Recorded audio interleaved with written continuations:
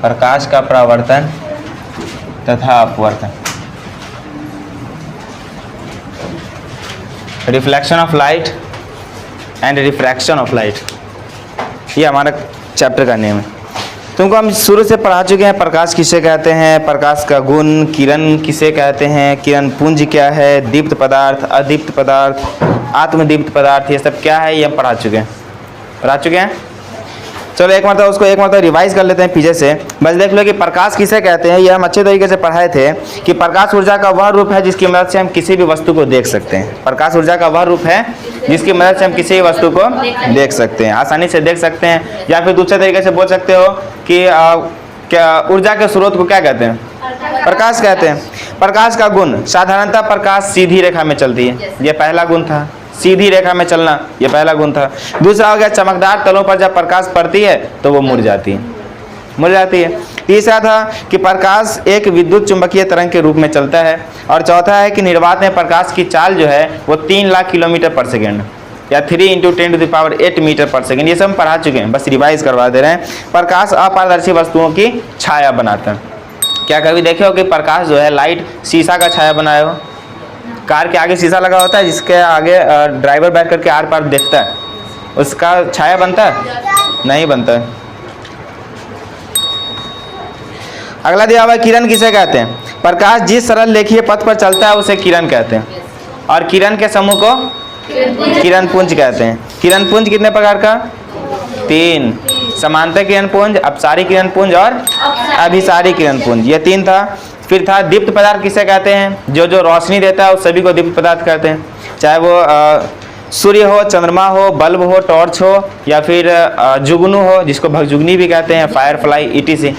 उसी में एक था अदीप्त। अदीप्त किसे कहते हैं, वैसा पदार्थ जो रोशनी नहीं देता हो, जो प्रकाश उत्सर्जित नहीं करता हो, उसको क्या कहते हैं, अदीप्त। लेकिन एक आता है आत्मदीप्त। आत्मदीप्त मतलब होता है खुद से प्रकाश उत्सर्जित करने वाला, खुद से प्रकाश देने वाला, वो क्या कहलाता है, आत्मदीप्त। जैसे सूरज जो है वो खुद से हमको प्रकाश देता है, लेकिन चांद हमको खुद से प्रकाश नहीं देता है, वो सूरज की रोशनी को एब्जॉर्ब करता है और रात में वो हमारी ओर रिफ्लेक्ट कर देता है। कोई दिक्कत? एक ये, और जो रात में एक कीड़ा उड़ता है जिसको क्या कहते हैं, जुगनू, भगजुगनी, फायरफ्लाई, उसी का नाम है। तो वो भी क्या है, खुद से उत्सर्जित करता है, कोई जनरेटर लगा होता है अंदर खुद से, तो वो क्या आता है, आत्मदीप्त में होगा कि अदीप्त में होगा, आत्मदीप्त में होगा। ये सब समझ में आ गया था। अगला था प्रकाश का परावर्तन। इससे प्रकाश का परावर्तन से पहले 2-3 टॉपिक और था लेकिन वो छूट गया था, चलो अभी बता देंगे। ये प्रकाश का परावर्तन किसको किसको याद है? याद भी करना था इसको, सिर्फ लिखना नहीं था। प्रकाश का परावर्तन किसे कहते हैं, जब प्रकाश की किरण किसी माध्यम से चलती हुई चमकदार तल पर आपतित होती है तो वह तल से टकराकर उसी माध्यम में वापस लौट जाती है। यह प्रक्रिया क्या कहलाती है, प्रकाश का परावर्तन कहलाती है। यह प्रकाश का परावर्तन का डिफिनीशन था। ये 2 नंबर और 5 नंबर 6 नंबर सभी में पूछता है, यहाँ तक कि ऑब्जेक्टिव में पूछ सकता है प्रकाश का परावर्तन। अगला दिया हुआ है कि यह तुमको एक डायग्राम बताए थे, उसमें यह बताए थे कि आपतित कौन कौन है, परावर्तित कौन कौन है, आपतन बिंदु बताए थे, एक दर्पण का पिक्चर खींचे थे, अभिलंब क्या है वो बताए थे, ये सब चीज़ बताए थे, नाम लिखा हुआ है सब। अभिलंब है, परावर्तित किरण, आपतन बिंदु, समतल दर्पण, आपतित कोण, परावर्तित कोण। ऊपर से ये क्या था कि प्रकाश के परावर्तन के कितने नियम है ये भी बताए थे। कितने नियम है, जोर से बोलो? 2 नियम है। पहला था कि आपतन कोण परावर्तन कोण के बराबर होता है, ये हमेशा याद रखना, आपतन कोण परावर्तन कोण के बराबर होता है, जिसको I = R कहते हैं। एंगल I जो है वो क्या कहलाता है, ये एंगल I, ये आपतन कोण कहलाता है, ये तुमको पता है ना, आपतन कोण। ये एंगल I को क्या कहते हैं, आपतन कोण, और एंगल R को क्या कहते हैं, परावर्तन कोण। ये याद रखोगे, एंगल I और एंगल R क्या है, आपतन कोण और परावर्तन कोण, ये हमेशा याद रखोगे, आगे तक काम आएगा। एंगल I = एंगल R, ये हम बता चुके थे। अगला तुम्हारा था कि आपतित किरण, परावर्तित किरण तथा आपतन बिंदु पर डाला गया अभिलंब तीनों एक ही तल में होता है, एक ही समतल में होता है। मतलब इस तरीके से डायग्राम था। ये क्या कहलाता है, ये समतल दर्पण है, इस पे क्या है, एक ये आपतित किरण, ये परावर्तित किरण, ये कौन सा बिंदु है, आपतन बिंदु, याद है, ये आपतन बिंदु है। आपतन बिंदु पे हम क्या डालते हैं, अभिलंब, ये क्या है, अभिलंब। और ये कौन सा एंगल है, आपतन कोण, और ये परावर्तन कोण, इसको I कहते हैं और इसको R कहते हैं। याद है? तो ये तुम्हारा क्या था? प्रकाश का परावर्तन था। प्रकाश का परावर्तन किसे कहते हैं तथा उनके नियम, कितने नियम है? 2 नियम है, दोनों नियम को यहाँ तुम देख लिया। अब आगे बढ़ते हैं। तुम्हारा छूट गया था कि प्रकृति के प्रकाश के गमन के आधार पर पदार्थ के कितने प्रकार हैं या पदार्थ के कितने भेद हैं, और था प्रकृति के आधार पर परावर्तन कितने प्रकार के होते हैं। ये 2-3 टॉपिक जो था छूट गया था, इसको हम दोबारा कर लेते हैं। इतना चीज जितना बताएं उतना चीज समझ में आ गया है ना? चलो अब देखते हैं प्रकाश के गमन के आधार पर।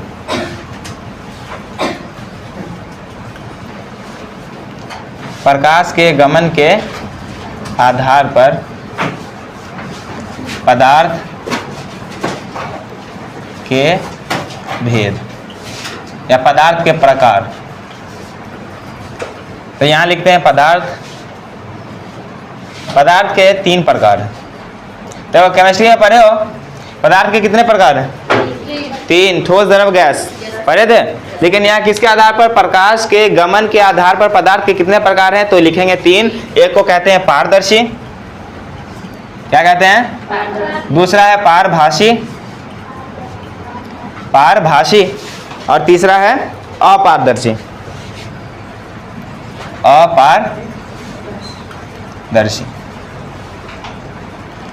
देखो सबसे पहले तो ये जान लो। अब यहाँ देखो ये लिखते हैं, पहला लिखते हैं पारदर्शी। इसका तुम अपने हिसाब से संधि विच्छेद करोगे तो क्या होगा? पार जोर दर्शी, जिसके आर पार देखा जा सके। दर्शी मतलब क्या होता है? देखना। दर्शी मतलब देखना। ये जिसके जैसे देखते हो सूक्ष्मदर्शी। सूक्ष्मदर्शी का मतलब क्या है? सूक्ष्म छोटे मोटे कीड़े मकोड़ों को, छोटा मोटा बैक्टीरिया, वायरस, फंगस, जो माइक्रो ऑर्गेनिज्म है उसको देखने के लिए हम किसका इस्तेमाल करते हैं?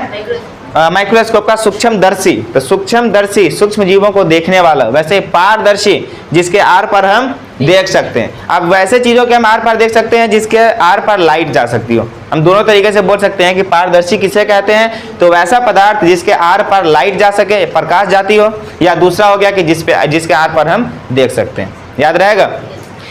पारदर्शी किसे कहते हैं? जिसके आर पार हम देख सकते हैं, या फिर दूसरा ये क्या है? जिसके आर पार प्रकाश आ जा सकती हो। ठीक है, इसका डिफिनेशन लिखते हैं कि वैसा पदार्थ जिसमें प्रकाश की किरण पूर्णतः पार कर जाती हो। वैसा पदार्थ जिससे प्रकाश की किरण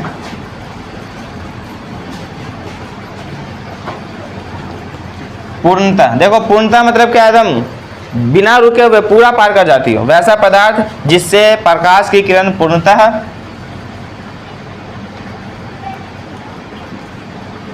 पार कर जाती हो, पारदर्शी पदार्थ कहलाता है।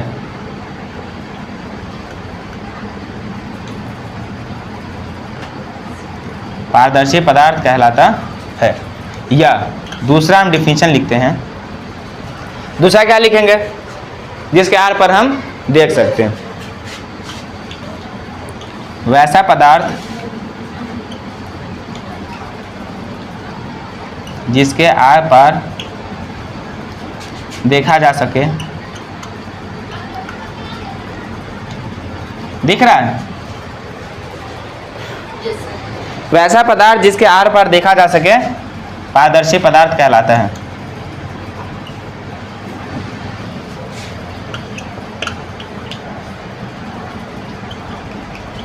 पारदर्शी पदार्थ कहलाता है। जैसे इसका एग्जाम्पल हो गया, तुम खुद से एकदम कॉमन सेंस से सोचो कि कौन सा ऐसा वस्तु है, कौन सा पदार्थ है जिसके आर पर हम देख सकते हैं। बता सकते हो? शीशा, कांच जिसको क्या कहते हैं? कांच, शीशा जिसको इंग्लिश में ग्लास कहते हैं, और हवा के आर पार नहीं देख सकते हैं। हम लोग हवा में डूबे हुए हैं, आर पार देख सकते हैं। तो क्या होगा यहाँ? हवा जिसको वायु भी बोल सकते हो, और साफ पानी, जल इत्यादि। पारदर्शी पदार्थ किसे कहते हैं? पारदर्शी, जिसके आर पार देखा जा सके, वैसा पदार्थ जिससे प्रकाश की किरण पूर्णतः पार कर जाती हो, पारदर्शी पदार्थ कहलाता है। या वैसा पदार्थ जिसके आर पार देखा जा सके, उसे क्या कहते हैं? पारदर्शी पदार्थ कहते हैं, जैसे कांच, हवा, जल इत्यादि। ठीक है। अब दूसरा हमारा आता है पारभासी। दूसरा आता है पारभासी।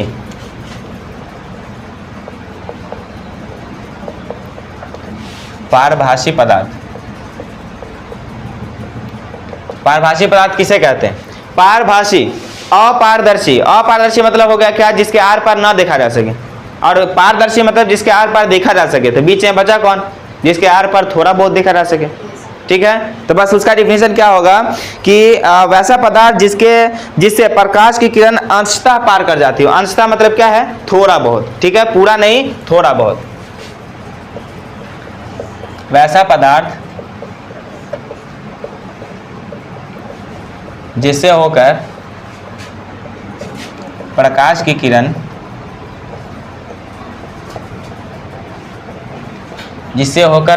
किरण अंशतः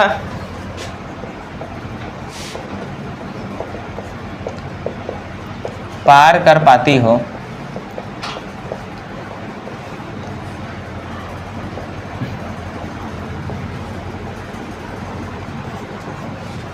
पारभासी पदार्थ कहलाता है।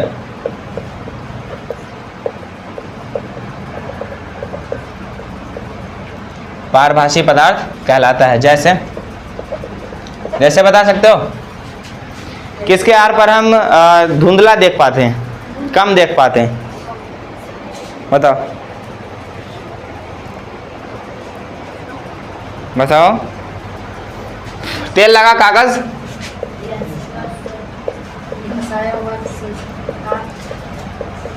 घिसा हुआ कांच,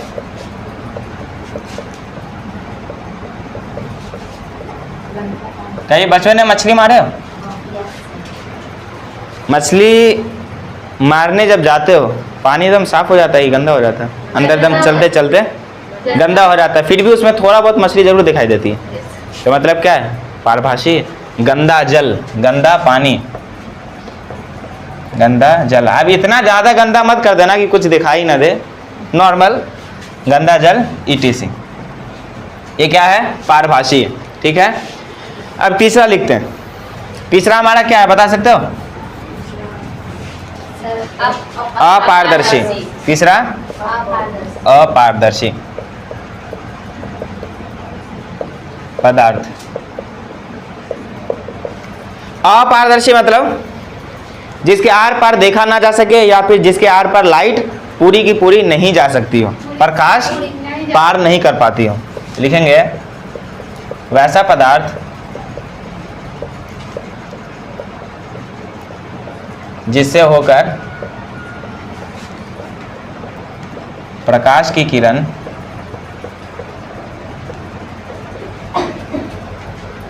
ना जा सके या न पार कर सके, वैसा पदार्थ देखो हम पार काहे के लिए लिखे हैं? क्योंकि यहाँ देखो पारदर्शी है, अपारदर्शी, इसी कारण हम लिखे हैं पार कर सके। वैसा पदार्थ जिससे होकर प्रकाश की किरण ना पार कर सके, अपारदर्शी पदार्थ कहलाता है। अपारदर्शी पदार्थ कहलाता है। जैसे बताओ, किससे होकर तुम देख नहीं सकते हो? ऐसे नॉर्मली सोचो, दीवार, तो यहां लिख सकते हैं दीवार, और इंसान, मनुष्य भी हो जाएगा, ईंट, पत्थर, और किताब, डेस्क, ETC, मिट्टी, है ना? तो ये सब तुम नॉर्मली सोच सकते हो। अब देखो एक मरतबा देख लो कि पारदर्शी पदार्थ किसे कहते हैं? वैसा पदार्थ जिससे होकर प्रकाश की किरण पूर्णतः पार कर जाती हो, वो पारदर्शी पदार्थ कहलाता है। या दूसरे तरीके से कि वैसा पदार्थ जिसके आर पार देखा जा सके, उसे पारदर्शी पदार्थ कहते हैं। जैसे कांच, हवा, जल इत्यादि हम इसके आर पार देख सकते हैं। दूसरा चीज है कि पारभासी पदार्थ किसे कहते हैं? तो वैसा पदार्थ जिससे होकर प्रकाश की किरण अंशतः पार कर पाती हो, यानी कि थोड़ा बहुत जाती हो। या फिर दूसरे तरीके से ये सोचो कि जिससे होकर हम थोड़ा बहुत देख सकते हो। उसको क्या कहते हैं? कम मात्रा में। ये भी हो गया, क्योंकि अंशतः मतलब हो गया कम मात्रा में। अंशतः यहाँ लिखे है ना, अंशतः मतलब क्या होता है? कम मात्रा में। प्रकाश की किरण पार कर पाती हो अंशतः, उसे क्या कहते हैं? पारभासी पदार्थ कहते हैं। जैसे तेल लगा हुआ कागज, घिसा हुआ कांच, गंदा जल, etc। अगला है अपारदर्शी पदार्थ किसे कहते हैं? तो वैसा पदार्थ जिससे होकर प्रकाश की किरण न पार कर सके, या फिर उसके आर पार हम देख ही नहीं सकते हो, उसको क्या कहते हैं? अपारदर्शी पदार्थ कहते हैं। जैसे दीवार, ईंट, पत्थर, कॉपी, किताब, etc। इतना समझ में आ गया? अब आगे बढ़ते हैं।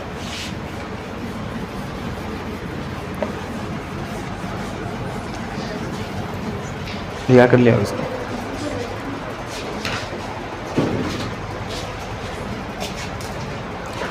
ऊपर वाला इरेज करें।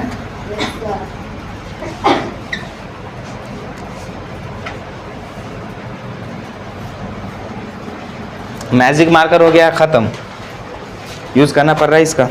अब आगे देखते हैं, प्रकृति के आधार पर परावर्तन कितने प्रकार के होते हैं? परावर्तन कितने प्रकार के हैं? सबसे पहले तो जानो कि परावर्तन किसे कहते हैं, ये बता चुके हैं। परावर्तन किसे कहते हैं?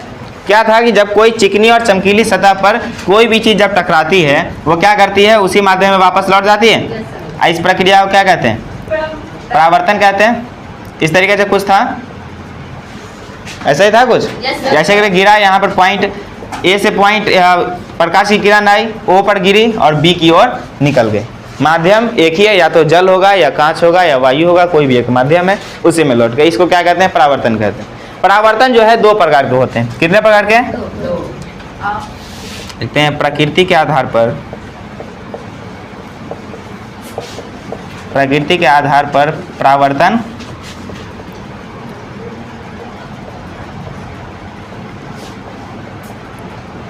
दो प्रकार के होते हैं। प्रकृति के आधार पर परावर्तन कितने प्रकार के होते हैं? दो। एक होता है नियमित परावर्तन। इस तरीके से उसको बना देते हैं ताकि आसान रहे। इस तरीके से याद रखना आसान होता है। परावर्तन कितने प्रकार के? दो। एक को कहते हैं नियमित परावर्तन। क्या कहते हैं? परावर्तन। और दूसरे को कहते हैं अनियमित, अनियमित परावर्तन। नियमित परावर्तन और अनियमित परावर्तन। प्रकृति के आधार पर परावर्तन कितने प्रकार के होते हैं? दो। एक होता है नियमित परावर्तन और दूसरा होता है अनियमित परावर्तन। ठीक है, इरेज करें इसको।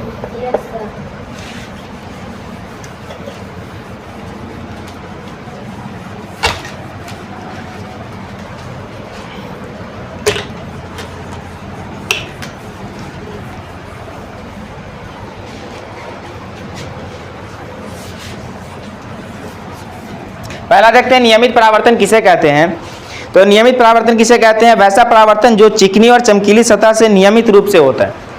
वैसा परावर्तन, पहला क्या है? नियमित, दूसरा अनियमित। देखते हैं नियमित परावर्तन। नियमित परावर्तन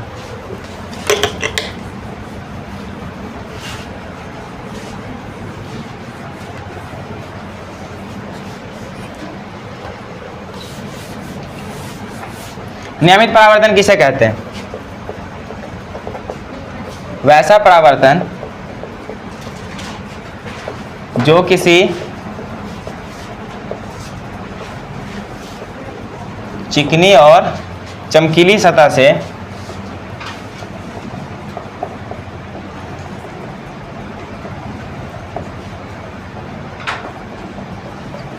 वैसा परावर्तन जो किसी चिकनी और चमकीली सतह से नियमित रूप से होता है।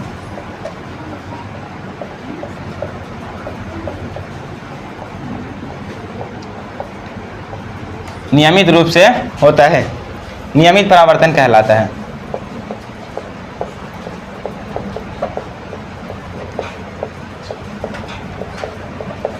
नियमित परावर्तन कहलाता है। जैसे इसका डायग्राम देख लो इस तरीके से। चिकनी और चमकीली सतह, जैसे एक बॉय जो है वो क्रिकेट भी खेलता है, तो वो लोग इधर ध्यान दें कि जब एक प्लेन सरफेस रहता है उसके ऊपर तुम बॉल को थ्रो करते हो, एकदम प्लेन सरफेस है तो जितने तेजी से फेंकोगे उतना ही आगे उठेगा। जैसे इस तरीके से सरफेस है, यहाँ से फेंके आगे उठ गया। लेकिन सोचो कुछ इस तरीके से सरफेस हो, तुम यहाँ पर मारोगे यहाँ आएगा, और तुम यहाँ पे गिर गया तो इधर भागेगा, उल्टा पुल्टा भागता है।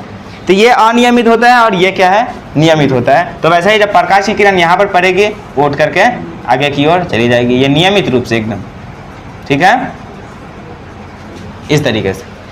ये है नियमित परावर्तन। अब दूसरा है हमारा अनियमित परावर्तन।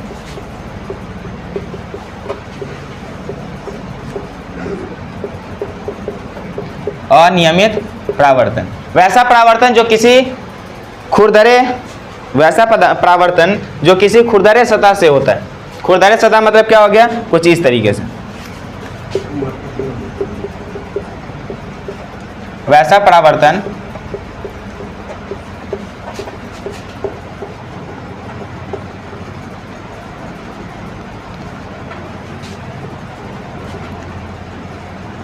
खुरदरे या फिर कह सकते हो रुखरे सतह से होता है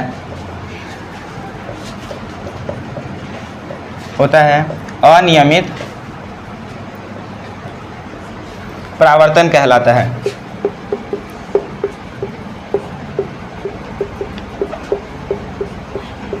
अनियमित परावर्तन कहलाता है।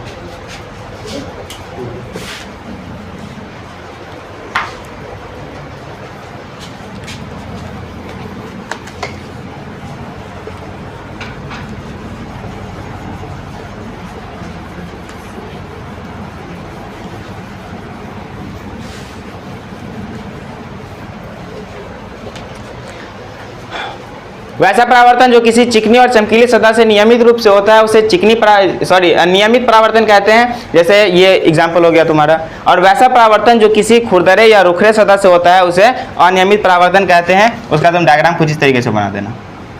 ये यहाँ पर लाइट आई, ऐसे गई, यहाँ पर गिरा इस तरीके से, फिर यहाँ पर इस तरीके से, मतलब ये क्या है, उल्टा पुल्टा दिखाई दे रहा है, उल्टा पुल्टा। ये इस तरीके से एकदम साफ साफ चित्र बना है नहीं, ये क्या है, अनियमित है, और ये क्या है, नियमित है। ठीक है, इतना में किसी को कोई दिक्कत नहीं। और एक आज का हमारा आखिरी टॉपिक आता है जिसको कहते हैं विचलन कोण। एकदम ध्यान से सुनोगे, विचलन कोण किसे कहते हैं। इस पूरे को इरेज कर दें। नहीं सर, चलो यहाँ लिखते हैं विचलन कोण। आता है ये ऑब्जेक्टिव में क्वेश्चन पूछ देता है, विचलन कोण किसे कहते हैं। आपतित किरण के बढ़ाए गए भाग से परावर्तित किरण तक जो कोण बनता है, लिखते हैं आपतित किरण के बढ़ाए गए भाग से परावर्तित किरण पर जो कोण बनता है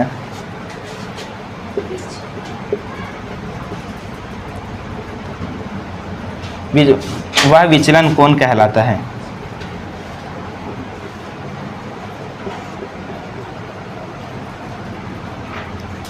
वह विचलन कोण कहलाता है। देखो विचलन कोण किसे कहते हैं, आपतित किरण से बढ़ाए गए भाग से परावर्तित किरण पर जो कोण बनता है उसको क्या कहते हैं, विचलन कोण। ऐसे तो समझ में नहीं आया। अब डायग्राम ड्रॉ करते हैं कुछ इस तरीके से। ये डायग्राम हम बनाते हैं। ये क्या है हमारा, सबसे नीचे जो हम कॉटिंग कर रहे हैं ये क्या है, ये ए बी। बताओ प्रकाश के परावर्तन में हम बताएं ए बी क्या है, दिख भी रहा है तुमको, दर्पण है, समतल दर्पण नहीं दिख रहा, इस तरीके से डिनोट करते हैं। ठीक है, ये क्या है तुम्हारा, समतल दर्पण है। ये इस तरीके से लाइन खींच करके नीचे से तुम कोटिंग कर देना, ये तुम्हारा समतल दर्पण हो गया। ठीक है, अब आगे पढ़ेंगे इस तरीके से उत्तल दर्पण होता है, या अवतल दर्पण होता है, ये सब आगे पढ़ने वाले हैं। तो ध्यान रखोगे, इतनी छोटी छोटी चीज़ को भूलो मत। ये लाइट है यहाँ पर, इस लाइट को क्या कहेंगे, पी क्यू को क्या कहेंगे, बता सकते हो। पी क्यू कौन सी किरण है, आपतित किरण, आपतित किरण। और यह बिंदु क्यू बिंदु आपतन बिंदु, और यहाँ से जो ये चला गया क्यू आर परावर्तन या परावर्तित किरण। ए बी क्या है, समतल दर्पण, क्यू है तुम्हारा आपतन बिंदु, पी क्यू है आपतित किरण, और क्यू आर है परावर्तित किरण। इतना समझ में आ गया। ये उसके बाद क्या है, ये क्या आता है, अभिलंब आता है। अब देखो यहाँ बोल के आ रहा है कि आपतित किरण के बढ़ाए गए भाग से, पहले बताओ इसमें आपतित किरण कौन है, क्यू आर या पी क्यू, क्यू आर की पी क्यू, आपतित किरण ये वाला है कि ये वाला है, पी क्यू की क्यू आर, ये वाला पी क्यू। क्यू आर जो है तुम्हारा परावर्तित किरण है, क्या ध्यान है, परावर्तित किरण मतलब क्या, पढ़ने के बाद मुरझाना, पढ़ने के बाद मुरझाना वो परावर्तित किरण होता है। और आकर के जो गिरता है उसको क्या कहते हैं, आपतित किरण कहते हैं। और जिस पॉइंट पर गिरता है उसको आपतन बिंदु कहते हैं। हम ये लिखवा चुके हैं पिछले क्लास में, उसको जाकर के 3-4 बार वीडियो देखो, समझ में आ जाएगा।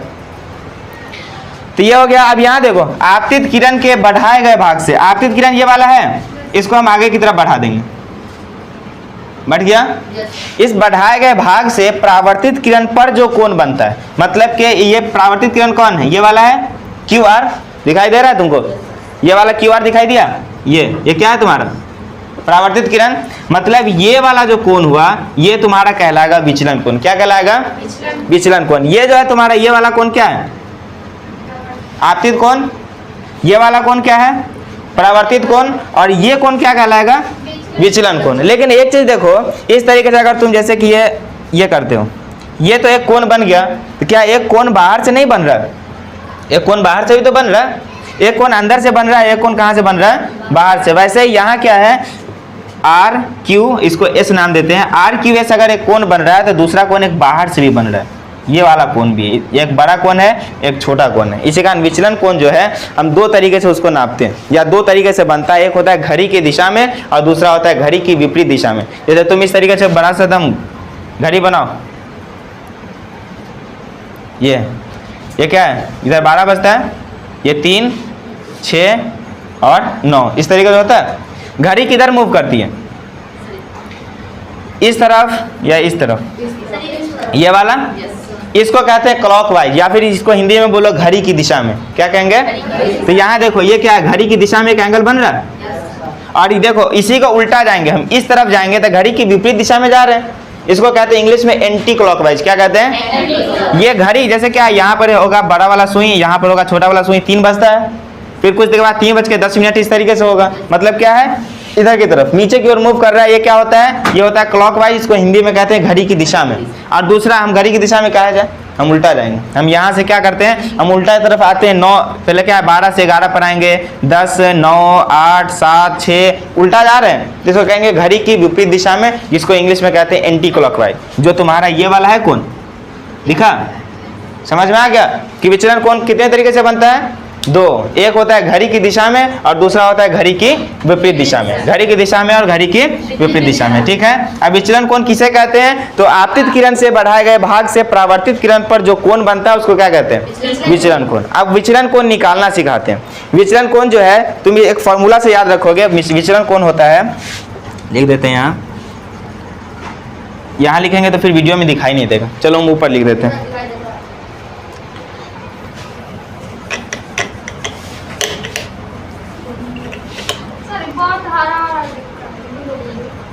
ये वाला नहीं सर, वो बोर्ड से पोंछते हैं ना, उसके बाद तो मार्कर मैजिक मार्कर नहीं है, इसी कारण इसको भिगा करके लाते तो साफ हो जाता।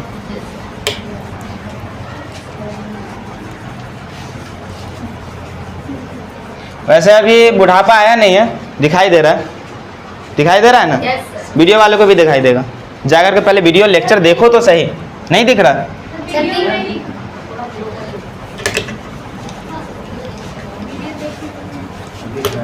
उसका क्वालिटी साफ करके देखना, 360 या 480 पर देखना, तुमको साफ साफ दिखाई देगा।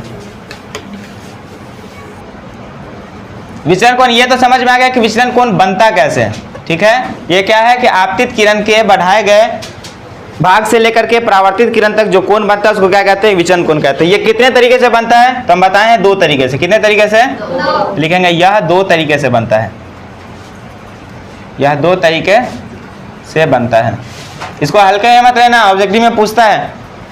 ठीक है, बताएंगे एकदम ध्यान से सुनोगे कि निकालते कैसे है विचलन कोण। यह 2 तरीके से बनता है। पहला हो गया घड़ी की दिशा में, बताए हैं, और दूसरा ठीक है घड़ी की दिशा में। और दूसरा है दिशा, ऐसे नहीं, ठीक है। और दूसरा क्या है हमारा, घड़ी की विपरीत दिशा में।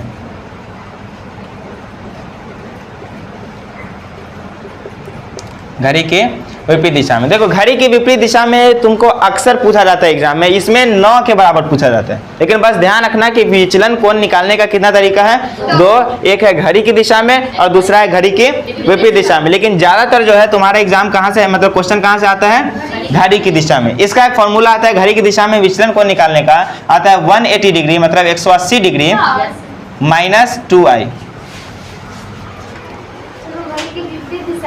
हाँ, घड़ी की विपरीत दिशा ही वाला पूछा जाता है। बस वही बता रहे हैं कि घड़ी की दिशा में बहुत ही कम, न के बराबर पूछा जाता है, और घड़ी की विपरीत दिशा में अक्सर क्वेश्चन आता है, उसको निकालने का इसका भी फॉर्मूला बता देते हैं। देखो इसका फॉर्मूला आता है 180 डिग्री प्लस 2i, और इसका आता है 180 डिग्री माइनस 2i। इसी कारण हम एक ही बता दें ताकि तुम बाद में कंफ्यूज ना हो जाओ। लेकिन फिर भी तुम लिखवा दी हो तो चलो, कंफ्यूज मत होना, ठीक है। जब सीधा सीधा बोल दे कि कोई भी एक एंगल दे दे, बोले इसका विचलन को निकालने के लिए, तो हम कौन सा फॉर्मूला अप्लाई करेंगे, 180 डिग्री मतलब 180 डिग्री माइनस 2i। अब तुम आई से वाकिफ हो कि आई किसको कहते हैं, आई और R, angle I equal to angle R, कुछ याद आ रहा है? Yes sir. एंगल आई किसको कहते हैं, आपतित कोण। किसको कहते हैं, आपतित कोण। चलो बड़े समझदार हो, याद है। एंगल आई किसको कहते हैं, आपतित कोण। मतलब यहाँ पर आई जो है, यहाँ पर हम किसका मान रखेंगे, आपतित कोण का, ठीक है। चलो पहले एक क्वेश्चन देख लेते हैं, उसके बाद लिख लेना। क्वेश्चन नंबर 1, जैसे अगर क्वेश्चन बोला जाए, क्वेश्चन है तुम्हारा कि यदि आपतन कोण 45 है, यदि आपतन कोण 45 डिग्री है, कितना है, तो विचलन कोण ज्ञात कीजिए। विचलन कोण ज्ञात कीजिए। देखो पहले तो ये इसमें थोड़ा हट के बना लो कि आपतन कोण दिया हुआ है, परावर्तन कोण कितना होगा। जब आपतन कोण 45 डिग्री है, परावर्तन कोण कितना होगा, 45। अगर तुम प्रकाश का परावर्तन का नियम पढ़े हो तो तुम बता दोगे। प्रकाश के परावर्तन का पहला नियम क्या था, आपतित कोण परावर्तित कोण के बराबर होता है। तो मतलब आपतित कोण कितना है, जो आपतन कोण कितना है 45 डिग्री, तो परावर्तन कोण कितना होगा 45 डिग्री। इसमें कोई दिक्कत नहीं ना, कोई दिक्कत नहीं। पीछे ध्यान दो, इधर क्लासरूम में इधर ध्यान दो, एक मतलब सीख लो बस। इसका देखो सॉल्यूशन, हल कैसे लिखते हैं, लिखेंगे सबसे पहले कि आपतन कोण, आपतन कोण जिसको क्या कहते हैं, आई कहते हैं, कितना दिया हुआ है 45 डिग्री। हमको क्या निकालना है, विचलन कोण। क्या निकालना है, विचलन कोण। विचलन कोण का फॉर्मूला क्या है, 180 माइनस 2i, 180 माइनस, तो फिर वही लिखेंगे 180 माइनस 2 गुने आई का वैल्यू कितना है 45, तो हो गया 180 माइनस 45 गुना मतलब हो गया 90 डिग्री। ये तुम्हारा हो गया आंसर। है हार्ड है, एकदम आसान है। क्वेश्चन नंबर 2 जैसे लिख लो, आपतन कोण, आपतन कोण अगर दिया हुआ है तुम्हारा 60 डिग्री है, आपतन कोण कितना है, तो विचलन कोण ज्ञात करें। विचलन कोण ज्ञात करें, कितना होगा, बिना सोल्व किए जल्दी से बताओ। 120, 180 माइनस 120 60 आंसर हो गया। देखो ऐसा ही सोल्व हो गया। इसका लिखते हैं हल। आपतन कोण कितना है 60 डिग्री, विचलन कोण, विचलन कोण होगा 180 डिग्री माइनस 2i मतलब 180 डिग्री माइनस 2 गुने 60 मतलब 180 माइनस 120 इक्वल टू कितना हो गया 60 डिग्री। है आसान, ठीक है। इस पर 2 क्वेश्चन अभी और बताएंगे और उसके बाद होमवर्क देंगे। इसको जल्दी से नोट डाउन करो पूरा जल्दी से। विचलन कोण किसे कहते हैं, तो ये बताएं कि आपतित किरण से के बढ़ाए गए भाग से परावर्तित किरण तक जो कोण बनता है उसको विचलन कोण कहते हैं। यह 2 तरीके से बनता है, घड़ी की दिशा में और घड़ी की विपरीत दिशा में। उसके बाद था कि एंगल आई किसको कहते हैं, आपतित किरण को कहते हैं, आपतित कोण को कहते हैं। 180 माइनस 2i है, तो उसका फॉर्मूला हो गया। पहला क्वेश्चन ये रहा, दूसरा क्वेश्चन ये रहा, ठीक है। ऊपर वाला इरेज करें इतना।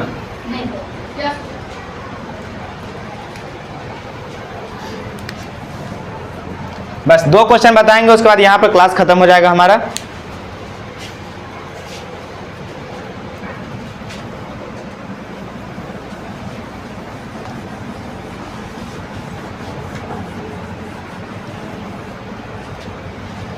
चलो एक क्वेश्चन देते हैं घुमा करके थोड़ा। क्वेश्चन नंबर 3, यदि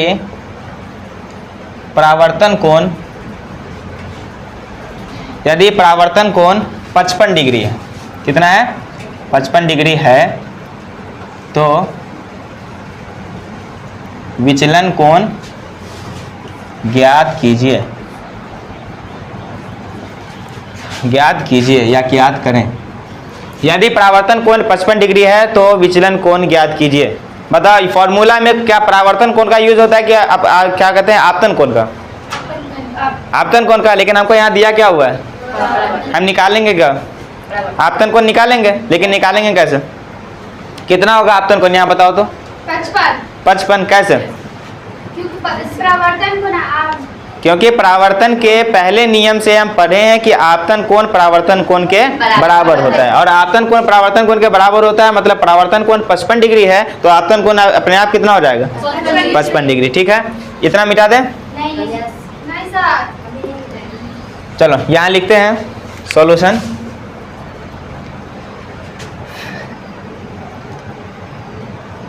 प्रकाश के परावर्तन के नियम के अनुसार, ठीक है। देखो सब्जेक्टिव में दे देंगे तब इतना लंबा चौड़ा ही करते हैं, अगर ऑब्जेक्टिव में दे दिया तो सीधा क्या करेंगे, फॉर्मूला डालेंगे, आंसर निकालेंगे, टिक कर देंगे। ठीक है, अब जानोगे कि ऑब्जेक्टिव में है, इतना लंबा चौड़ा करके बना रहे हैं तो फिर टाइम भी खत्म हो जाएगा। तो प्रकाश के परावर्तन के नियम के अनुसार क्या होगा, आपतित कोण इक्वल टू परावर्तित कोण। अब चूंकि एंगल आर इक्वल टू कितना है 55 डिग्री है, तो एंगल आई कितना हो जाएगा बताओ 55।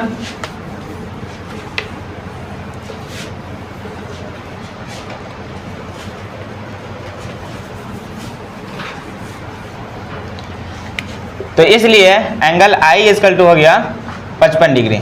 अब फॉर्मूला लगाते हैं तो लिखेंगे विचलन कोण क्या हो जाएगा 180 degree minus 2i, 180 degree minus 2 गुने 55, 55 दूना कितना होता है 110। तो 180 माइनस 110 तो हो गया 70 डिग्री। ये तुम्हारा क्या हो गया, विचलन कोण का आंसर हो गया। हार्ड है, एकदम आसान है। बस एक और आखिरी क्वेश्चन बताते हैं, ठीक है। चलो यहां देख लो आखिरी क्वेश्चन, थोड़ा घुमाते हैं इसको कि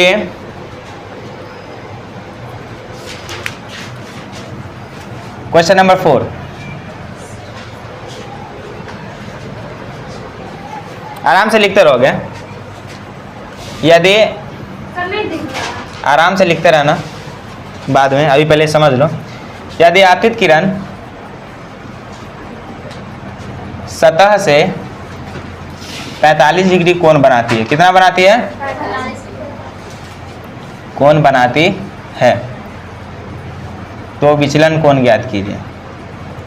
तो विचलन कोण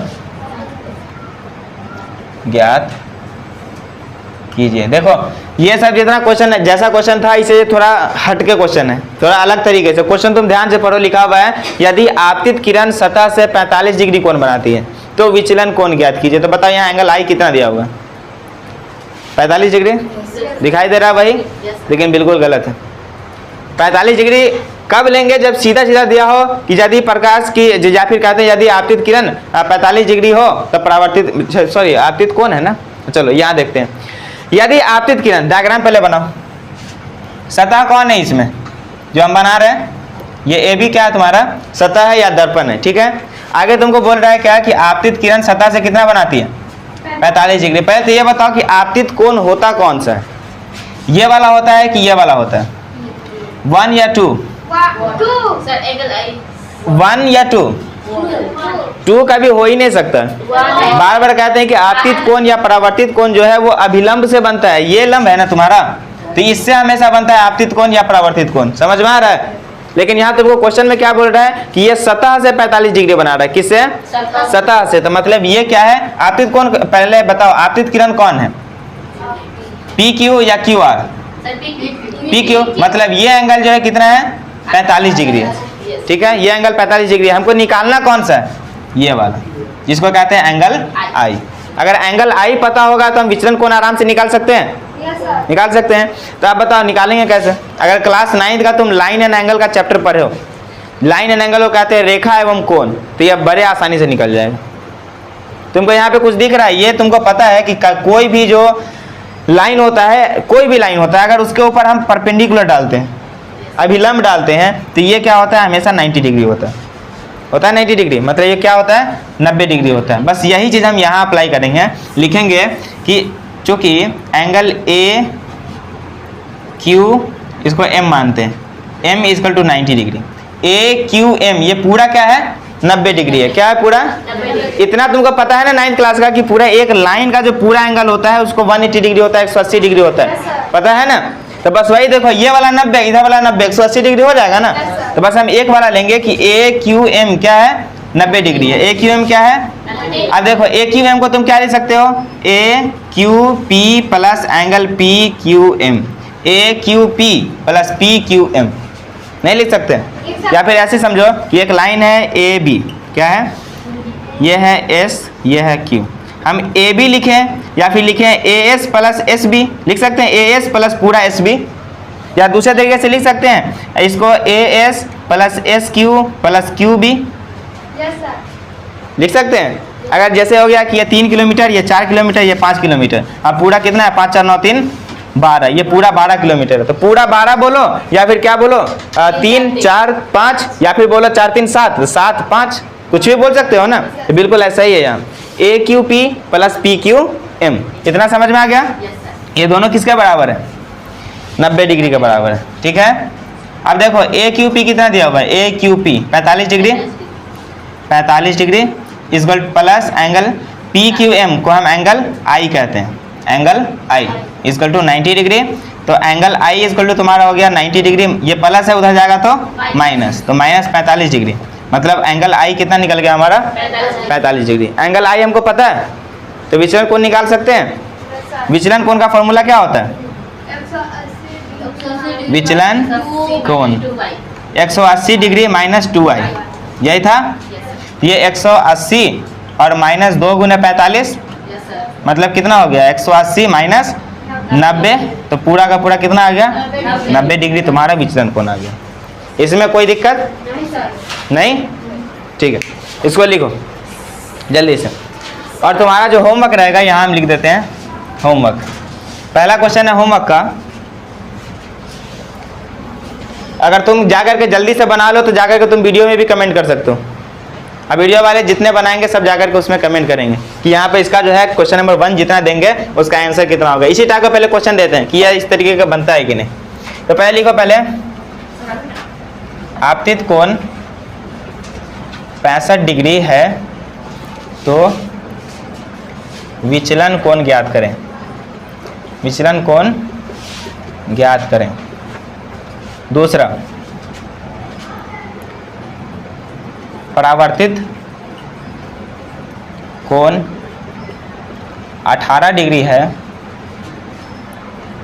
तो विचलन कोण ज्ञात करें, ये दूसरा है।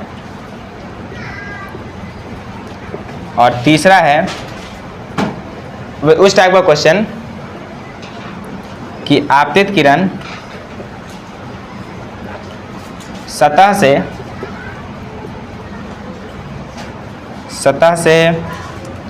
65 डिग्री का कोण बनाती है, कोण बनाती है, तब विचलन कोण ज्ञात करें।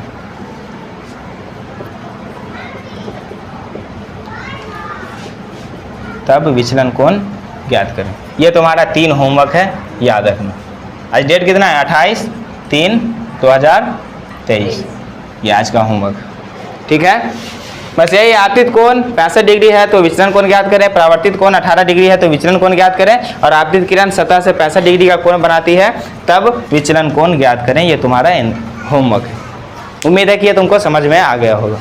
ठीक है, आराम से निकाल लोगे, सर पूरा जाकर के रिवाइज करना।